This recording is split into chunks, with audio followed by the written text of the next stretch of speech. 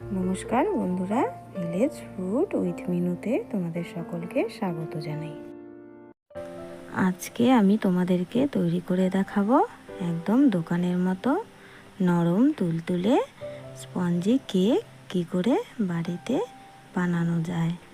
যদি তোমাদের রেসিপিটা ভালো লাগে তাহলে কিন্তু তোমরা বাড়িতে এইভাবে কেক তৈরি করে দেখতে পারো।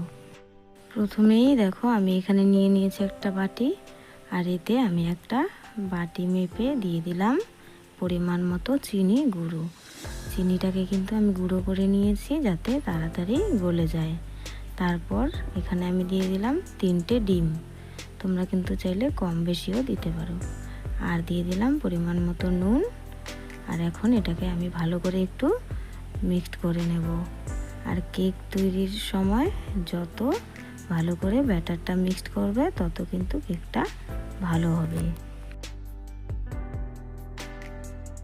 ব্যাটারটা কিন্তু ভালো করে মেশানো হয়ে গেছে। এখন আমি দিয়ে দিলাম পরিমাণ মতো সাদা তেল, এটাকেও কিন্তু আমি ভালো করে মিশিয়ে নেব।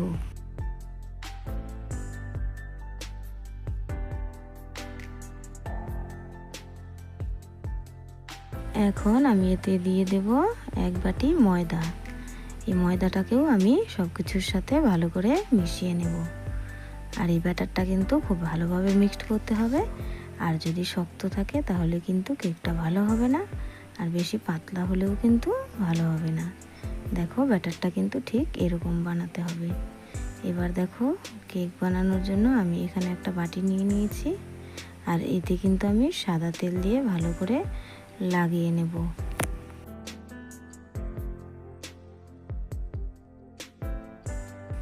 কেকটা যাতে নিচে লেগে না যায় তাই জন্য আমি এখানে একটা পেপারে কিন্তু তেল ঘষে নিয়েছি, এটাও আমি দিয়ে দিলাম।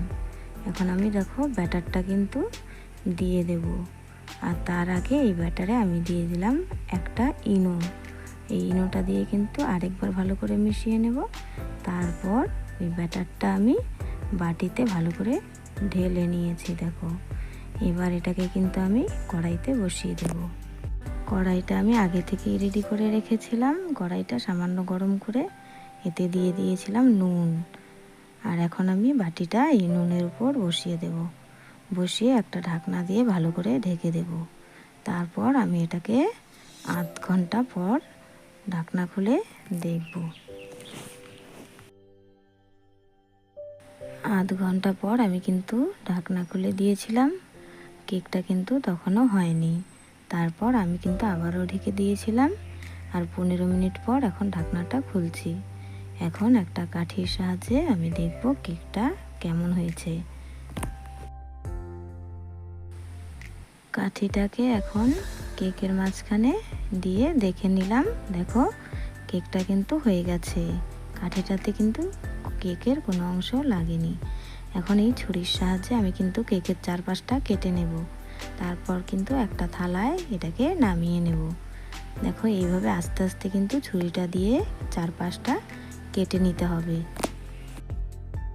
দেখো কেকটা কিন্তু আমি একটা প্লেটে নামিয়ে নিয়েছি। কেকটা দেখতে কত সুন্দর হয়েছে আর কত তুলতুলেও হয়েছে।